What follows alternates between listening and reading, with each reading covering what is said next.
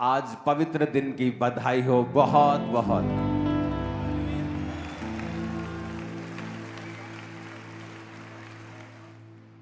जिस तरह मूसा के समय में परमेश्वर ने कहा था कि आज रात जब तुम मेमने को खा लोगे तो जूतियां पहन के खाना, क्योंकि तुम्हें इतना समय भी मैं नहीं दूंगा कि तुम जूतियां पहन सको और तैयार हो सको। और आज जब आप मेमने को खाने के लिए इकट्ठा हुए हैं, अपने छुटकारे को गारंटेड समझिए। हर तरफ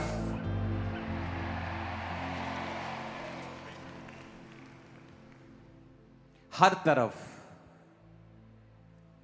वो आपका फाइनेंस हो, लाइफ हो,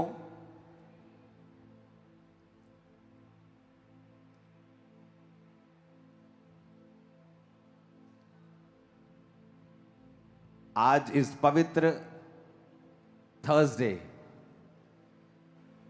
जिस दिन प्रभु यीशु मसीह ने अपने चेलों के साथ भोज लिया था, और आज वो ग्रेस परमेश्वर ने हमें दी है कि हमें वो भोज हम सब मिलके ले सकें।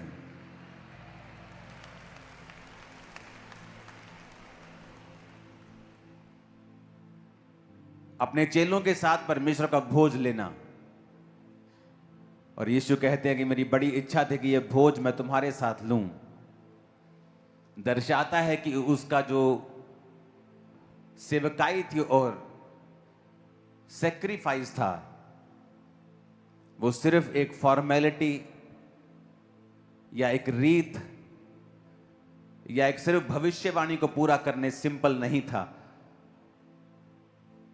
उसका भोज चेलों के साथ यह दर्शाता है कि वो हमसे और चेलों से बहुत दिल से अटैच था, उनसे प्यार करता था। और उस क्रूस को लेने से पहले वो चाहता था कि जिनसे वो प्रेम करता है उनके साथ वो बैठे और खाए। अगर परमेश्वर ने आज आपको ग्रेस दी है कि आप बैप्टाइज हैं और आज प्रभु भोज को लेने के लिए आए हैं, तो ये बात पक्की है कि वो आपसे बेइंतहा मोहब्बत और प्यार करता है, इसीलिए आपको वो ग्रेस दे रहा है।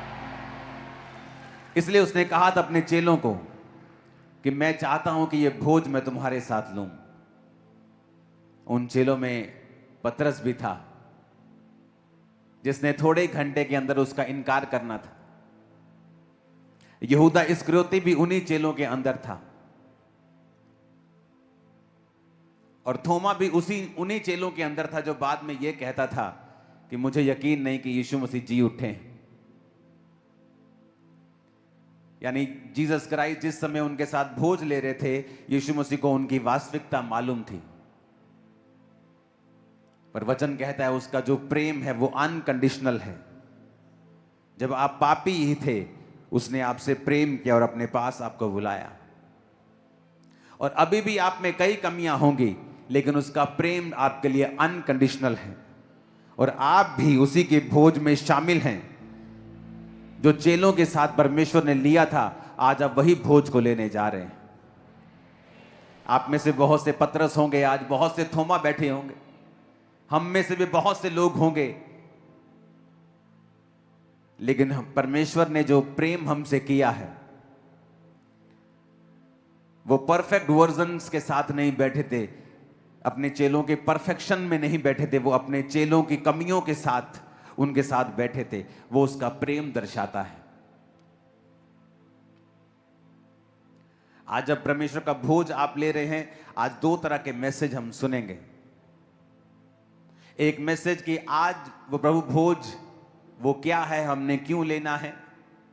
और एक वो मैसेज जो प्रोफेटिक है, जो परमेश्वर ने आज की दुनिया और जनरेशन और अब के जो आने वाले समयों में जो होने वाला है उसके अनुसार परमेश्वर ने दिया है।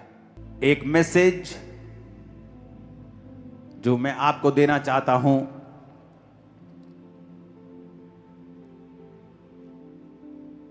एक प्रोफेटिक जो दुनिया में हो रहा है, जो आपको 9 साल पहले बता दिया गया था, नाम लेकर कि ये देशों की फाइट होगी, चीजें खराब होंगी,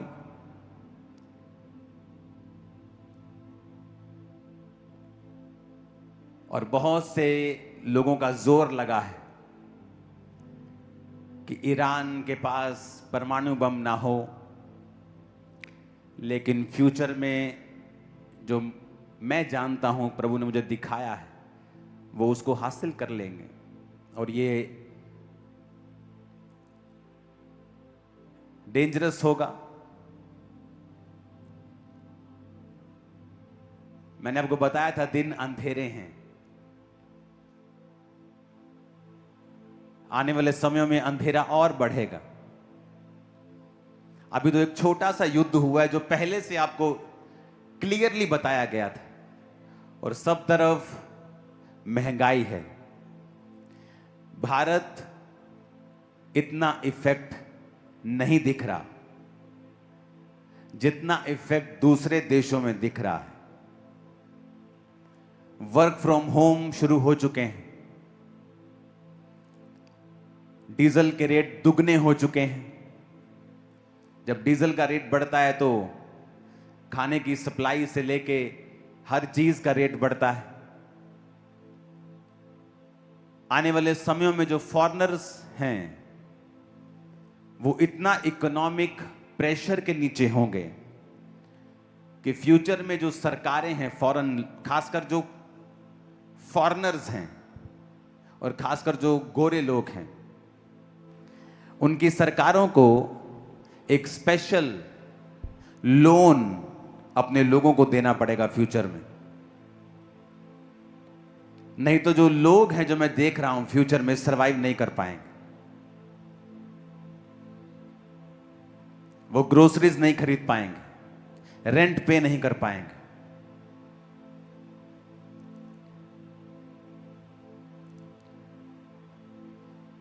दूसरे देशों पर भी असर होगा, पर जिन देशों के बारे में बात कर रहा हूं उन पे असर वो बहुत ज्यादा होगा।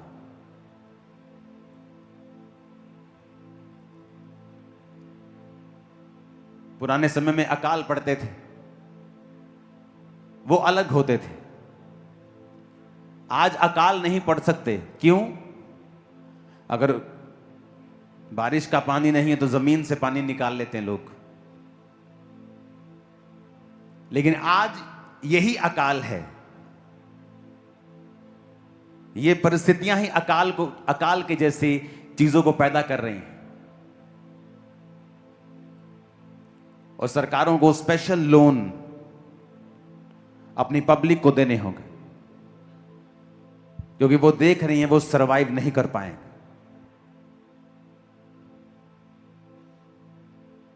चाहे आप ऑस्ट्रेलियन कॉन्टिनेंट की बात कर लो, अमेरिकन कॉन्टिनेंट की बात कर लो, आप देखोगे किस तरह से लोग दुखी होंगे। जब एलिया के समय में अकाल पड़ा तो वचन कहता है वो विधवा के पास भेजा गया और उसने कहा, तेरे पास जो एक मुट्ठी आटा है, एक कुप्पी तेल है, इसका खाना मुझे खिला। और वचन कहता है जब उसने खिलाया, ना तो उसका तेल खत्म हुआ ना मैदा खत्म हुआ। अब जो मैं आपसे कह रहा हूं, फ्यूचर में अगर आप चाहते हो कि आप सरवाइव कर पाओ, आपके बच्चे, आपका फाइनेंस, बिजनेस सरवाइव कर पाए, अपने बोने को उतना बढ़ाओ जितना आज तक आपने कभी बढ़ाया ना हो। मैं ये पर्सनल अप्लाई कर रहा हूं अपने बैंक अकाउंट के साथ और गिविंग के साथ,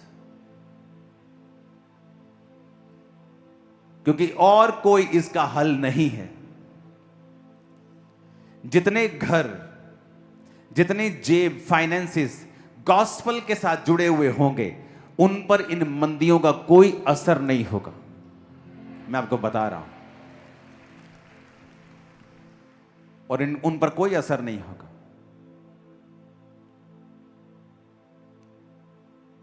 ये बातें सुनने में कई बार लगता है कि क्या है, क्या आपको कोई पर्सनल बेनिफिट चाहिए? नहीं, क्योंकि आपकी ऑफरिंग मैं देखता भी नहीं हूं। जिन लोगों को मेरी पर्सनल ब्लेसिंग से प्रॉब्लम है उनको रहे प्रॉब्लम, लेकिन वो ब्लेसिंग आपके चर्च के पैसे से मेरे पास नहीं आती। इसलिए अगर आप बो रहे हैं तो मैं भी बो रहा हूं, लेकिन इसके अलावा और कोई तरीका नहीं है फ्यूचर के लिए तैयार होने का। फास्टिंग करनी है, 40 फास्ट करनी है। बहुत दुखी हूं मैं 40 फास्ट भी कर रही हूं, मैं प्रेयर भी कर रही हूं। ऑपरेशन करवा के देख लिया सालों पहले, 5 साल पहले ये करवा के देख लिया, दवाइयां खा ली, 90 इंजेक्शन लगे, लेकिन इंस्ट्रक्शन सेवा कर।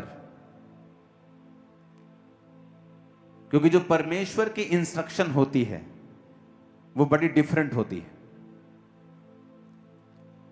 अलीशा कहता जा 7 डुबकियां मार ले।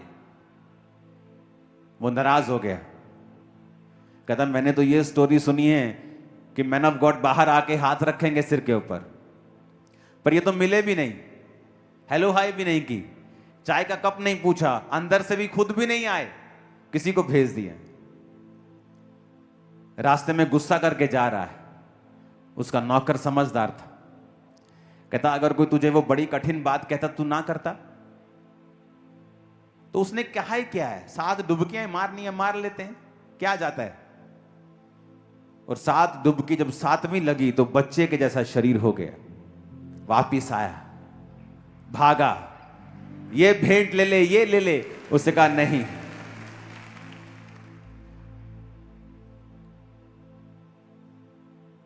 क्योंकि इंस्ट्रक्शन जो होती हैं आपको पहले मिल जाती है। एक समय था आप चर्च अटेंड नहीं करते, प्रार्थना थोड़ा बहुत नहीं करते थे, चलता था। एक समय आ गया कोविड के टाइम कि आपको पूरी तरह से परमेश्वर में जुड़ना है। अब फ्यूचर में वो समय है कि जो फैमिलीज टाइदिंग में नहीं हैं, बोने में नहीं हैं, सेवा में नहीं हैं, उनको सो मेनी ट्रबल्स का सामना करना पड़ेगा। क्योंकि आने वाला माहौल मुश्किल है, हार्ड है, वेरी हार्ड। और अभी पहले हम कछुए की चाल से उस हार्डनेस की तरफ जा रहे थे, और अब हमारी चाल थोड़ी तेज हो गई। लोग जल्दी दुखी हो जाएंगे। अब पहले वो धीरे धीरे जा रहा था वो माहौल, लेकिन अब जल्दी जल्दी हो जाएगा, क्योंकि वो समय जल्दी जल्दी अब आना शुरू हो जाएगा। और जो सेवक जो सेवा में होंगे, जो टाइट दे रहे हैं, प्रार्थना कर रहे हैं, पवित्रताई में हैं, पर वो देखेंगे कि इतने बुरे माहौल के बावजूद भी परमेश्वर आपको निकाल रहा है, रास्ते साफ कर रहा है। आप दूसरों की तरह सफर नहीं कर रहे हैं। क्योंकि बाद में पछताना, जबकि पहले ही आपको तैयार कर दिया गया है कि ऐसा आपके साथ और इस दुनिया के साथ होगा। और मैं आपको कई चीजें बताता हूं, कई चीजें प्रार्थना के साथ चेंज हो जाती हैं।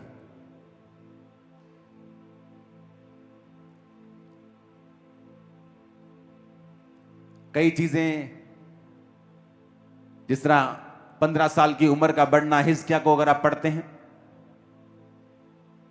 लेकिन कई चीजें प्रार्थना के साथ चेंज नहीं होती। और मैं उन चीजों की बात कर रहा हूं जो प्रार्थना के साथ चेंज नहीं होगी। तो आपको स्पिरिचुअल होना पड़ेगा फ्यूचर को सरवाइव करने के लिए।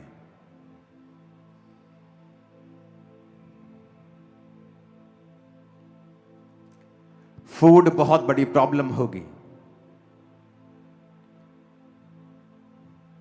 तो उस फ्यूचर को सरवाइव करने के लिए अपनी लाइफ को इकट्ठा करें,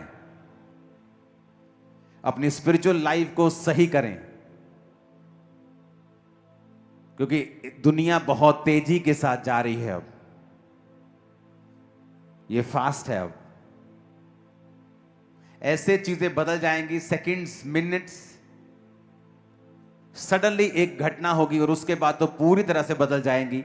और वो घटना न्यूक्लियर बम के साथ जुड़ी हुई। प्रार्थनाओं में रहना है।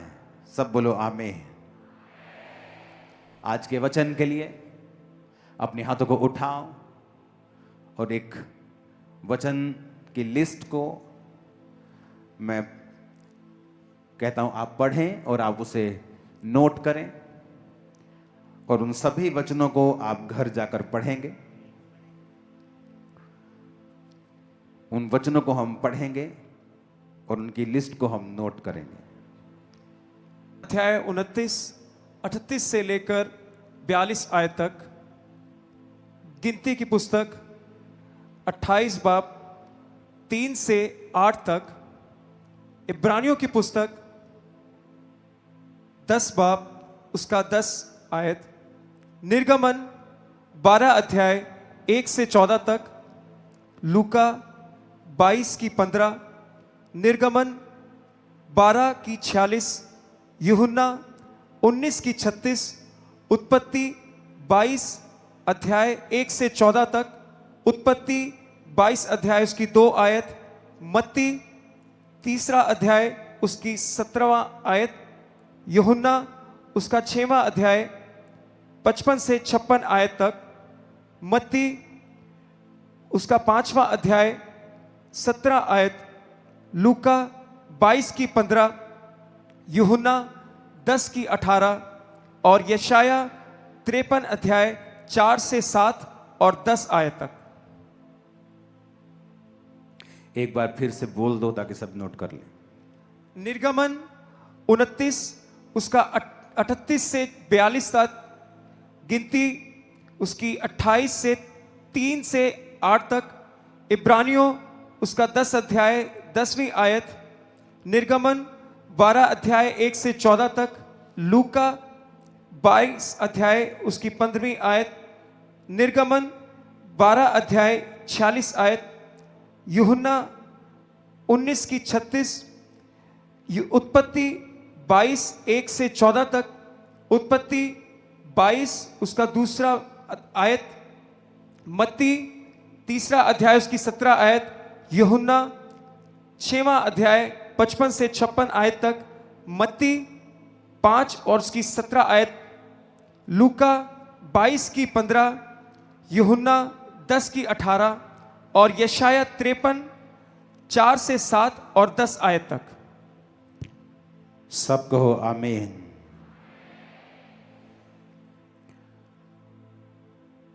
लूका 22 उसकी 15 को हम पढ़ेंगे। यीशु ने उनसे कहा, मुझे बड़ी लालसा थी कि दुख भोगने से पहले ये फसह मैं तुम्हारे साथ खाऊं।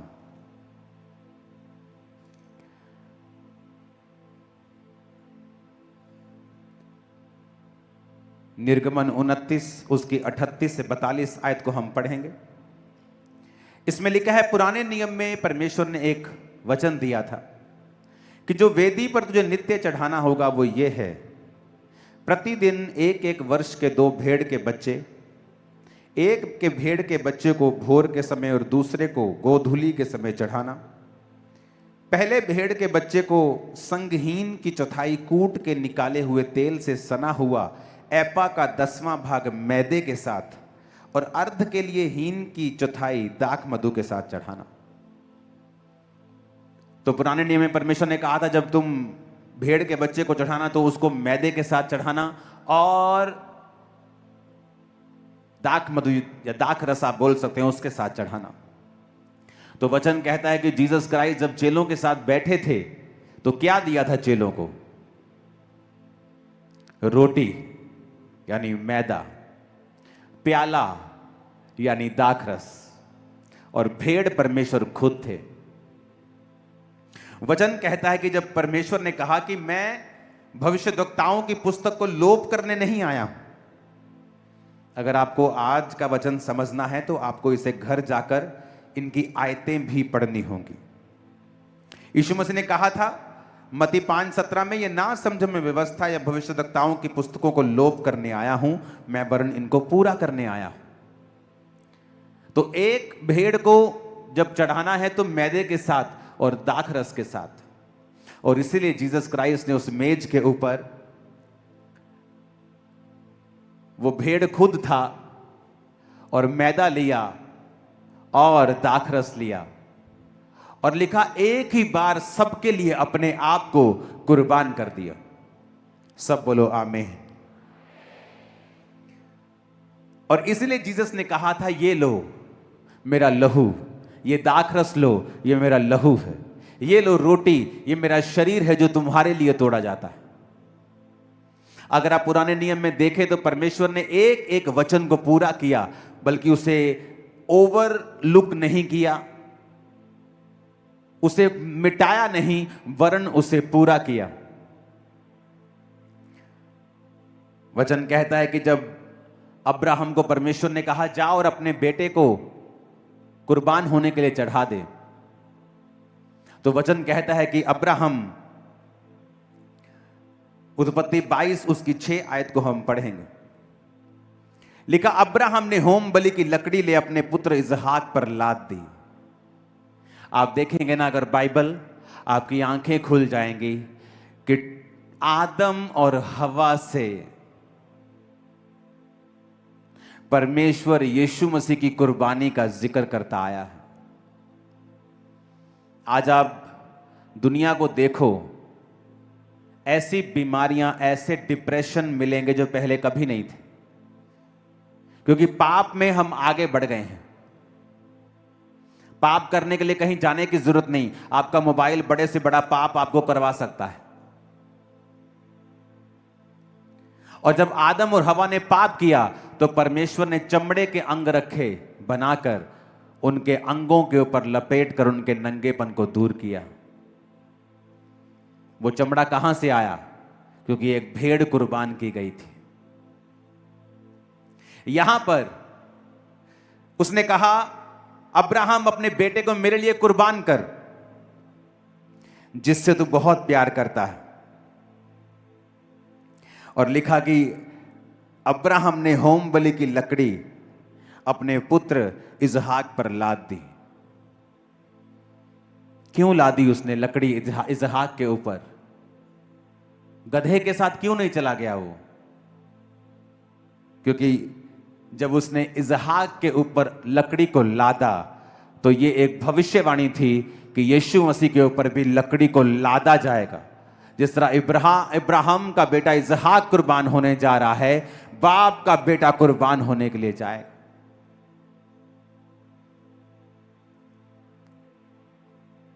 तो इसहाक के ऊपर लकड़ी इसलिए लाद दी गई थी क्योंकि वो एक सिंबॉलिक क्रॉस था, जो परमेश्वर बता रहा था कि मेरा बेटा तुम लोगों के लिए उठाएगा।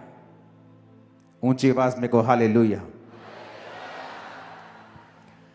अगर आप देखेंगे तो उसके बाद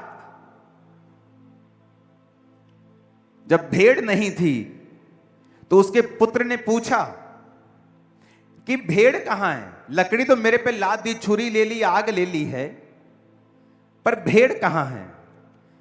तो अब्राहम ने कहा था 8 आयत में, हे मेरे पुत्र, परमेश्वर होम बलि की भेड़ का उपाय आप भी करेगा। यानी परमेश्वर खुद इस जगत के लिए खुद एक भेड़ को भेजेगा, एक लैम्ब को भेजेगा, एक मेमने को भेजेगा जो आपके लिए कुर्बान होगा। आप बाइबल की पहली आयत को खोल लीजिए, आपको वहां भी जीसस क्राइस्ट मिलेंगे।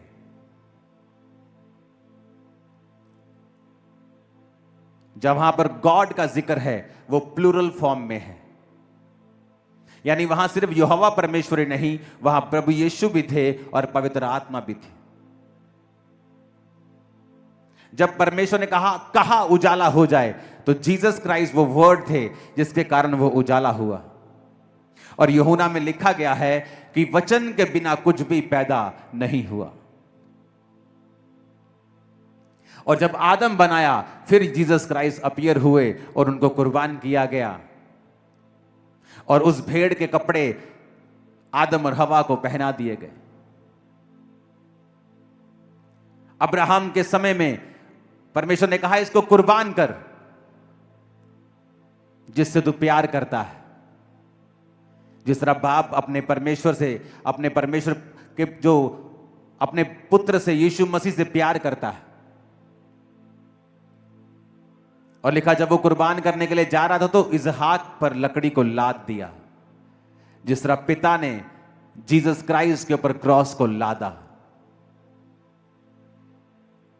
और जब गए तो भेड़ नहीं थी।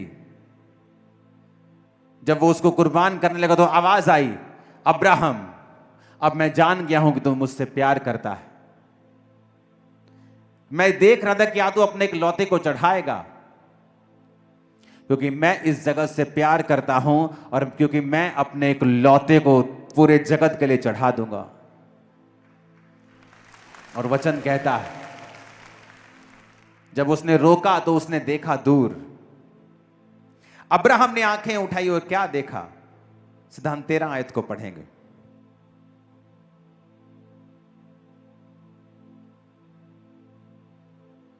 उत्पत्ति 22 उसकी 13।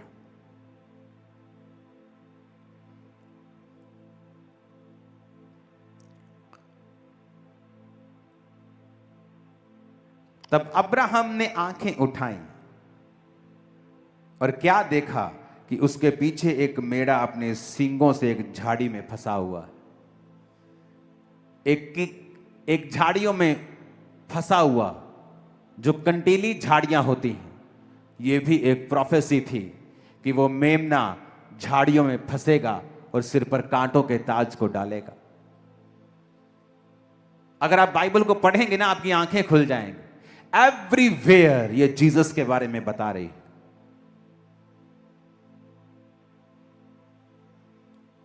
उन झाड़ियों के अंदर उसके सींग फंसे थे। आप सिंपल झाड़ियां, जो प्लेन झाड़ियां होती है, उसमें कोई फंसता नहीं है, लेकिन वो कांटेदार कंटीली झाड़ियां जिसमें फंसा हुआ था। जिस तरह जीसस के सिर के ऊपर जब आप देखते हो कांटों का ताज डाला गया था। ऊंची आवाज में कहो हालेलुया। ये एक मैसेज था कि एक लौता बेटा, जिस तरह तूने चढ़ाया है, मैं जान गया हूं तू मुझसे प्यार करता है, मैं भी अपने एक लौते को दुनिया के लिए चढ़ाऊंगा और ये लोग जान जाएंगे मैं उनसे प्यार करता हूं। आज कैसे मिरेकल्स हो रहे हैं? क्यों हो रहे हैं? क्योंकि मैंने प्रेयर की? नहीं, क्योंकि यीशु मसीह ने कोड़े खाए हैं, कांटों का ताज पहना है, कुर्बान हुआ है। ऊंची आवाज में कहो हालेलुया। जबकि उस भेड़ को मैदे के साथ और दाखरस के साथ चढ़ाना था, तो इसलिए परमेश्वर ने एक हाथ में रोटी ली और एक हाथ में दाखरस लिया। वो तो दिखा रहा था कि शुरू से जो पिता तुमको करने के लिए कह रहा था उसमें मैं था। अब तुम्हें भेड़ों को कुर्बान करने की जरूरत नहीं, अब मैं आ गया हूं। अब एक ही बार के लिए मैं कुर्बान होऊंगा और सबके लिए कुर्बान होऊंगा। तुम्हारी पाप बलि भी मैं हूं, तुम्हारी होम बलि भी मैं हूं, तुम्हारी मेल बलि भी मैं हूं। सब तरह की बलियों को मेरे अंदर तुम देखो और अब मैं तुम्हारे लिए कुर्बान होगा। और जो कोई इस कुर्बानी को स्वीकार करेगा उसके पाप माफ होंगे और उसका शरीर चंगा होगा।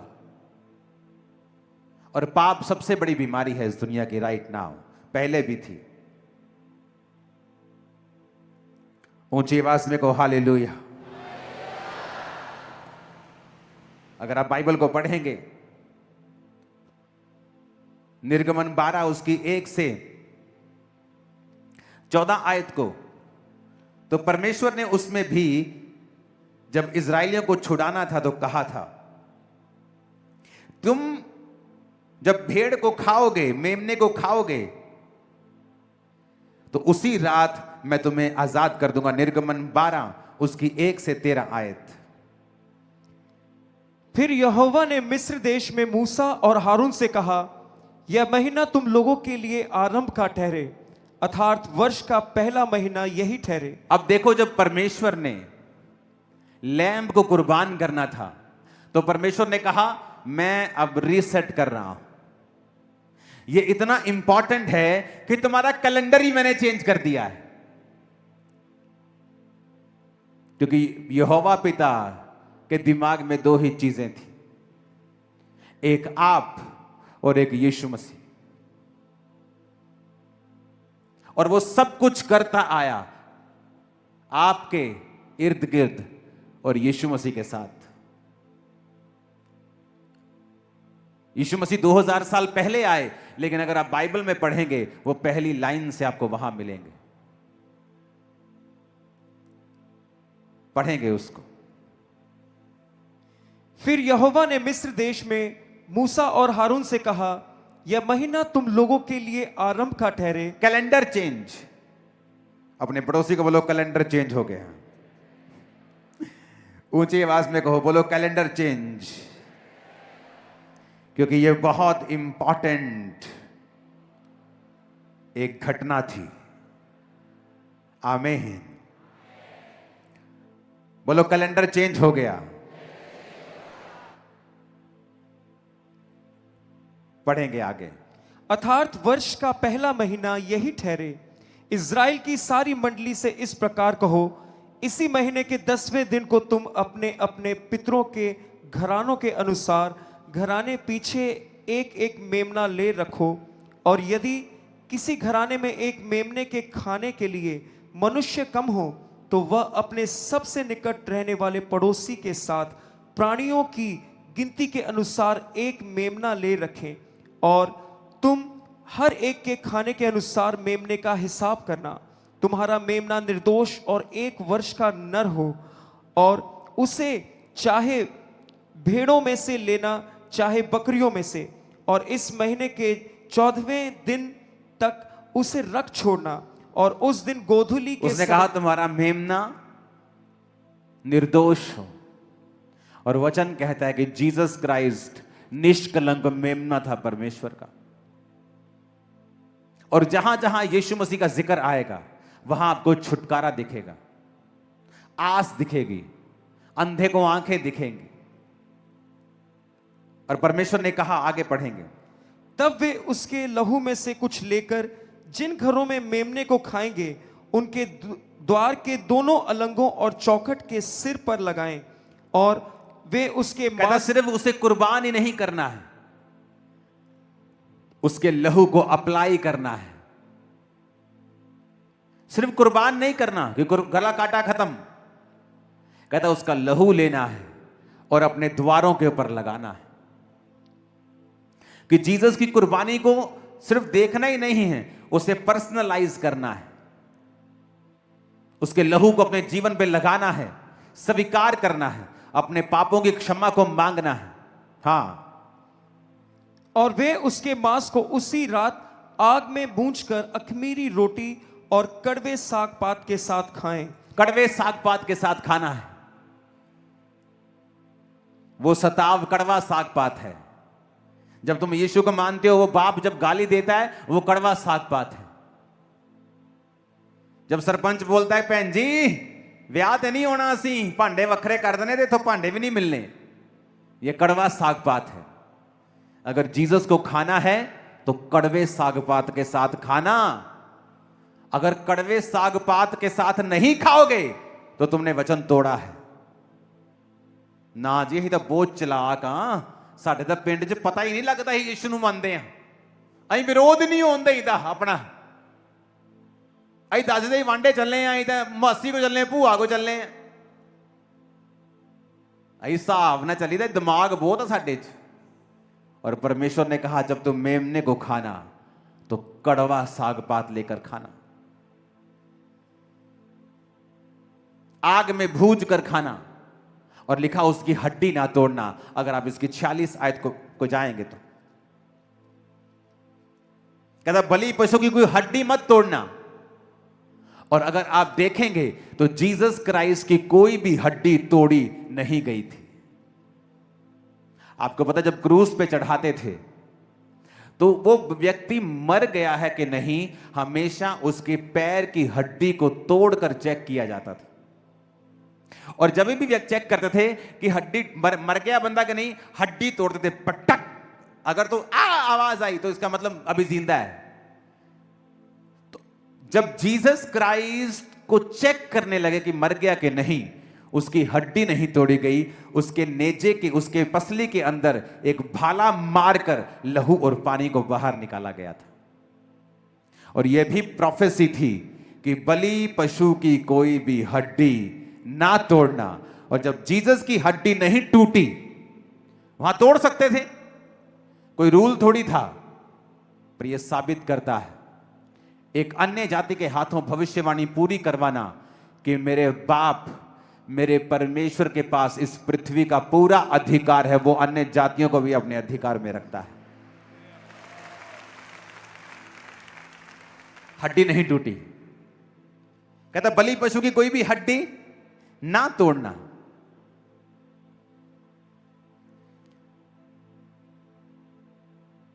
और कहता इसे पूरे घराने के लोग इसे बलिदान करें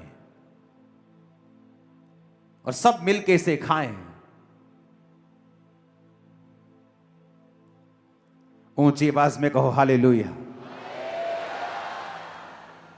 फिर से निर्गमन 1 से 14 के बीच में पढ़ेंगे जहां से रुका था।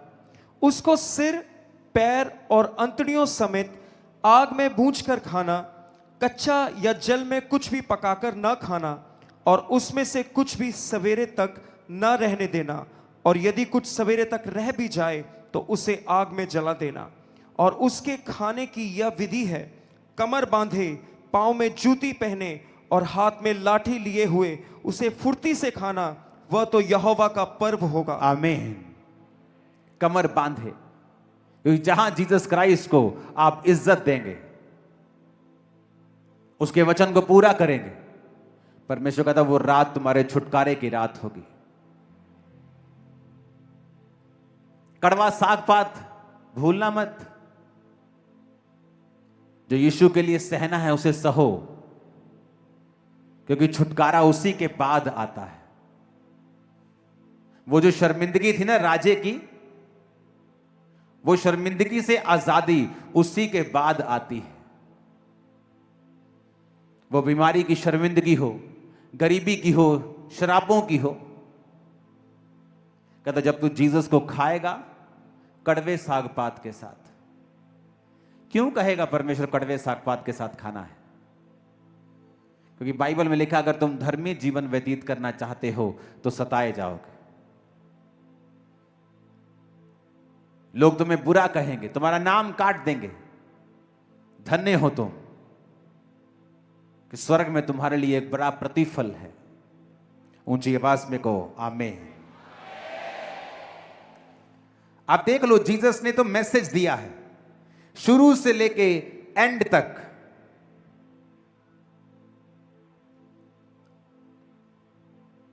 कि मैं ही हूं शुरू से, बीच में, 2000 साल पहले और अब भी मैं ही हूं। आप प्रभु भोज को लेंगे, कमर बांधे, सच्चाई से अपनी कमर कसनी। आगे, क्योंकि उस रात को मैं मिस्र देश के बीच कमर में बांधे को फिर से पढ़ेंगे।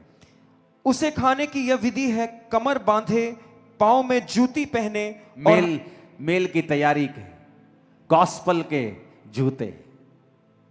आगे, और हाथ में लाठी लिए हुए उसे फुर्ती से खाना। वचन को हाथ में रखना है और फुर्ती से खाना है, जूतियां पहन के खाना है। परमेश्वर आपको आपका लाइफस्टाइल दे रहा है कि क्या करना है आप लोगों ने, और कैसे आप अपनी लाइफ में छुटकारे को ले सकते हैं। जीसस ने आपके लिए क्या किया है। आज प्रभु भोज आप लेंगे मेरे साथ कि प्रभु तूने कहा था जो मुझे खाएगा, यूहन्ना 6 उसकी 55 और 56 आयत, क्योंकि मेरा मांस वास्तव में खाने की वस्तु और मेरा लहू वास्तव में पीने की वस्तु। जो मेरा मांस खाता और लहू पीता वो मुझ में स्थिर बना रहता है और मैं उसमें। ऊंची आवाज में कहो आमीन। आपको समझ आ रहा है जो मैंने आपको समझाया है? आज बहुत लंबा वचन थे, कि शुरू से लेकर एंड तक मेमने को चढ़ाना तो मैदा लेके आना और दाखरस लेके आना, और जीसस भी एंड में दाखरस और मैदे के साथ। और मेमना वो खुद है। कड़वे साग पात के साथ खाना, सताव सहना, दुख सहना, मेहनत करना, फास्टिंग करना, प्रार्थना करना,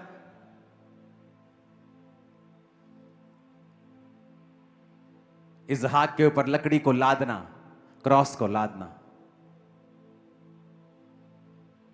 मेमने का उस झाड़ी में फंसे होना, जीसस क्राइस्ट का उस कीलों के ताज को पहनना, फिर उस मेमने का कुर्बान करना, यानी जीसस का कुर्बान होना।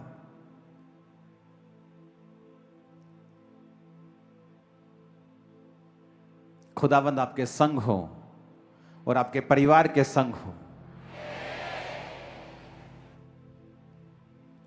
अपने पड़ोसी को बोलो, जब मेमने को खाना, कड़वे साग पात के साथ खाना। क्रिश्चियनिटी में दुखों को उठाना, इसे आसान मत बनाना। आमीन। वो आपको विक्ट्रीज देगा, जय जय देगा, आशीषित करेगा, लेकिन इसका मतलब यह नहीं कि वो कड़वा साग पात आपकी लाइफ से निकाल दिया जाएगा। वो सबको खाना है। अगर आप क्रिश्चियन हैं रियल वाले, तो आपको खाना है। शुरू से लेके अब तक पूरी बाइबल जीसस क्राइस्ट और उसकी कुर्बानी के बारे में ही बताती आई है। वो चाहे आदम हवा में हो, अब्राहम के टाइम हो, पुराने नियम में हो, वो यीशु मसीह के बारे में ही बताती आई। जो लोग आज प्रभु यीशु मसीह को ग्रहण करते हैं, उसके लहू से अपने पापों को धोते हैं, उसको अपना उद्धारकर्ता ग्रहण करते हैं, फिर उस मेमने को खाते हैं, आप वो जीवन जियोगे जो आपके वंशों ने नहीं जिया है। वो छुटकारा होगा जो लोग चाहते हैं लेकिन पास नहीं, आपके पास होगा। आमीन, आमीन।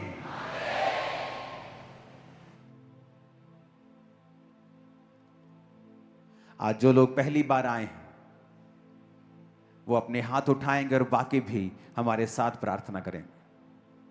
जो फर्स्ट टाइम आए अपने हाथों को उठाएंगे और कहेंगे, हे प्रभु यीशु, मैं पापी हूं, मुझे माफ करें, अपने लहू से मुझे धोएं और मुझे अपनी संतान होने का अधिकार दें।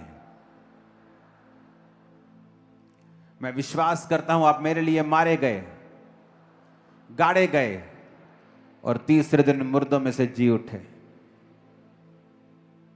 मेरे जीवन में आए, मुझे अपनी संतान होने का अधिकार दें। यीशु के नाम में स्वागत है यीशु मसीह के परिवार में आप सब लोगों का।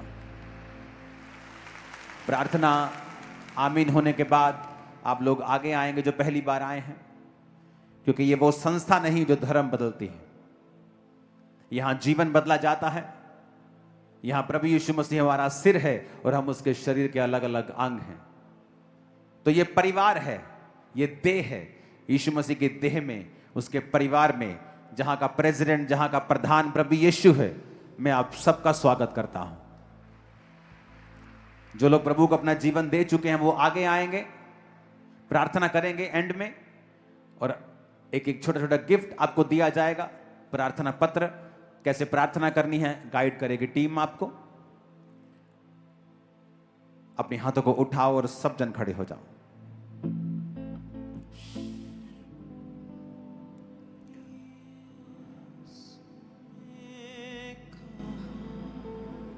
आप तैयार हो प्रभु भोज को लेने के लिए?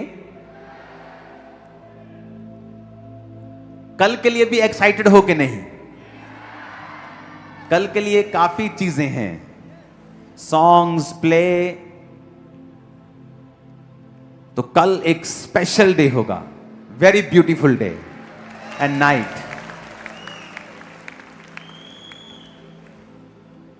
तैयार हो प्रभु भोज के लिए? पता लग गया कैसे लेना है? पापों से क्षमा मांगकर, क्यों लेना है, ये जीसस क्राइस्ट क्यों कुर्बान हुए, और भोज लेते ही आपका छुटकारा पूरी तरह से 100% निश्चित है, वो निश्चित है। यीशु ने कहा तुम जमा होके मेरी याद में ये किया करो, मुझ में जिंदगी है तेरे लिए, मुझे खाया करो, मुझे पिया करो, मैं जो तेरी जिंदगी में आऊंगा, सब गमियां मिटाऊंगा। अपने माथे से लगाओ।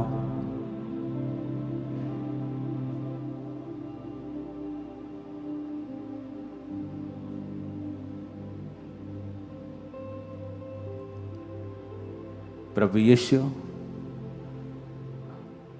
उत्पत्ति से लेके प्रकाशित वाक्य तक तू ही तू है खुदावन। बाप ने तो पहले दिन से ही तेरी उपस्थिति के बारे में बताया था,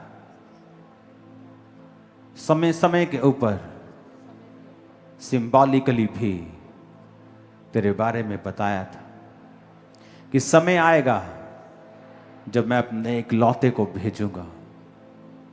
जब समय पूरा हुआ तो उसने उसको भेजा जो बिना पाप के मेरे लिए कुर्बान हुआ।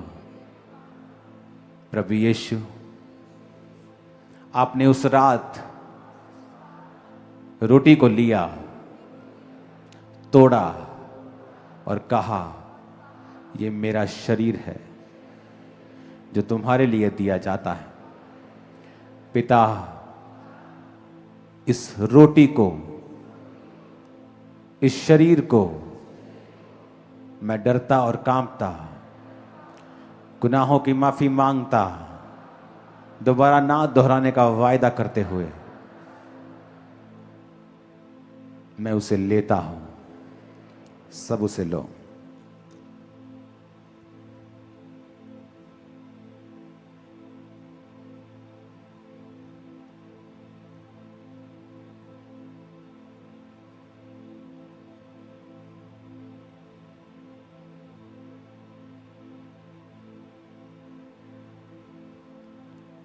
उस जूस की बोतल को खोलो। पिता, ये जूस था, अब नहीं, अब ये तेरे बेटे का लहू है जो मेरे लिए बहाया गया। यीशु ने कहा तुम जमा होके मेरी याद में ये किया करो,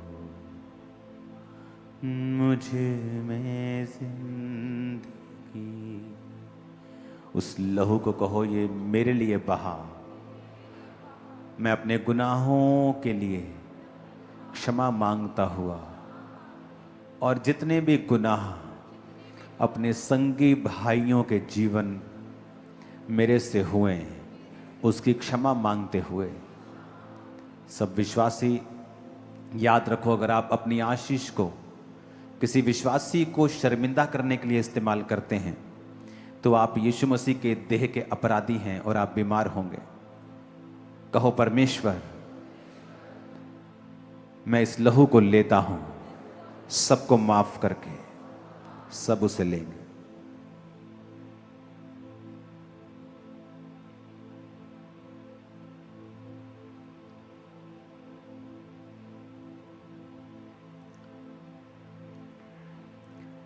उठाओ अपने हाथों को।